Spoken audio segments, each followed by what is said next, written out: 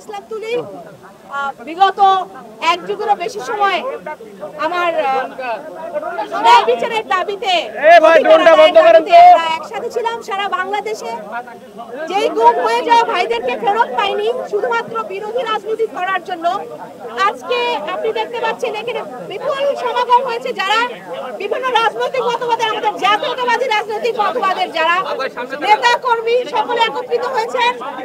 আমি একজন সুমনের জায়গায় এখানে হাজারো সুমনকে দেখতে পাচ্ছি।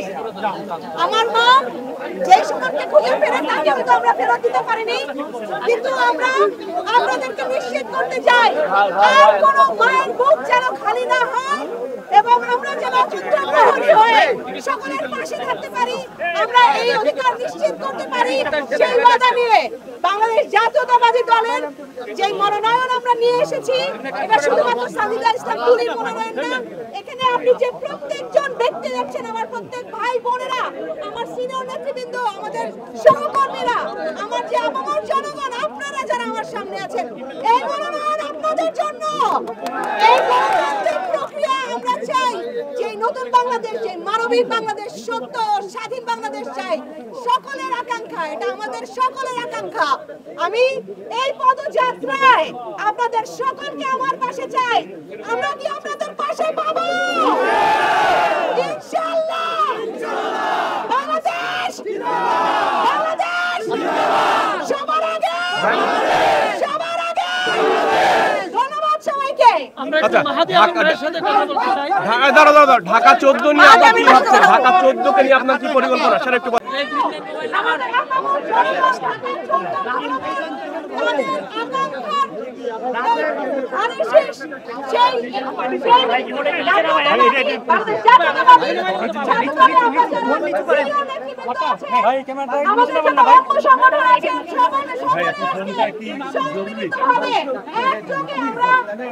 যাত্রা করবো। এই পদযাত্রা শুরু হবে মানুষের গণতান্ত্রিক, মানুষের জন্য, মানুষের ন্যায় বিচার রক্ষার জন্য, তাদের অধিকার রক্ষার জন্য। যে স্বপ্নটা শহীদ প্রেসিডেন্ট জিয়াউর রহমান দেখেছিলেন, স্বাধীনতা ঘোষক আমাদের শহীদ প্রেসিডেন্ট জিয়াউর রহমান দেখেছিলেন, সেই আকাঙ্ক্ষাটা যেখানে অপূর্ণ রয়ে গেছে, সেই অপূর্ণ আকাঙ্ক্ষাটা আমাদের, আপনাদের, আমাদের সকলকে মিলে পূরণ করতে হবে। আমি আজকে শ্রদ্ধা জানাই আমাদের মুক্তিযুদ্ধের সকল শহীদদের প্রতি, সম্ভ্রম হারা সকল মা বোনদের প্রতি আমি আজকে শ্রদ্ধা জানাই। বিগত সময়ে গণহত্যায় গুম হয়ে যাওয়া, বিচার বহির্ভূত হত্যার শিকার হাজারো ভাইদের প্রতি, যাদেরকে নির্যাতন করা হয়েছে বিভিন্ন দলের, ভিন্ন মতের, বাংলাদেশ জাতীয়তাবাদী দলের সকল সেই গণহত্যার শিকার ভাইদের প্রতি, সকল পরিবারের প্রতি, এবং জুলাইয়ের গণঅভ্যুত্থানে আমাদের যে হাজারো ভাই যাদের প্রাণের বিনিময়ে আমরা আজকে কথা বলতে পারছি, এই বাংলাদেশে দাঁড়িয়ে একটা গণতান্ত্রিক ব্যবস্থা দাবি জানাতে পারছি, তাদের সকলকে স্মরণ করছি, ধন্যবাদ জানাই।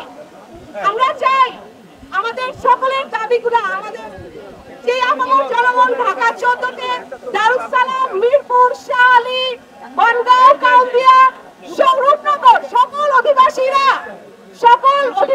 তাদের সামাজিক অধিকার, রাজনৈতিক অধিকার, গণতান্ত্রিক অধিকার আমরা ইনশাআল্লাহ রক্ষা করতে পারবো।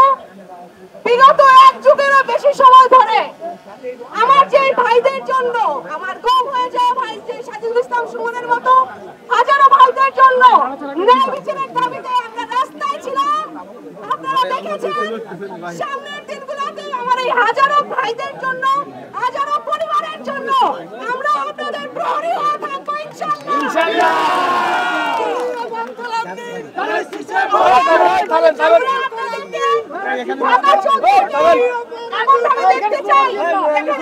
সুস্পষ্ট নগরায়ণ থাকবে, বায়ু দূষণে ভুগছে যে জায়গাটা, আমরা হয়তো পরিষ্কার একটা বাতাসের আশা করতে পারি, আমরা এমন একটা উন্নত ব্যবস্থা করতে পারি, দুর্নীতি মুক্ত, দখল মুক্ত, চাঁদাবাজ মুক্ত, যেই জায়গাতে আমাদের সন্তানরা, আমাদের ভবিষ্যৎ প্রজন্ম নির্দ্বিধায় বেড়ে উঠবে।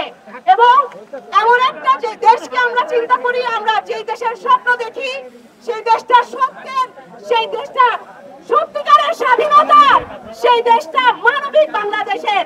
আমাদের সবার আগে বাংলাদেশ, বাংলাদেশ জিন্দাবাদ। ভারতের জাতীয়তাবাদী দল জিন্দাবাদ। শহীদ প্রেসিডেন্ট জিয়াউর রহমান অমর হোক। দেশপ্রেমিক বেগম খালেদা জিয়া জিন্দাবাদ। আপা ঢাকা 14 নিয়ে আপনার পরিকল্পনা কি? জনাব তারেক রহমান জিন্দাবাদ। এদিকে আপা। ঢাকা 14 নিয়ে আপনার পরিকল্পনা কি?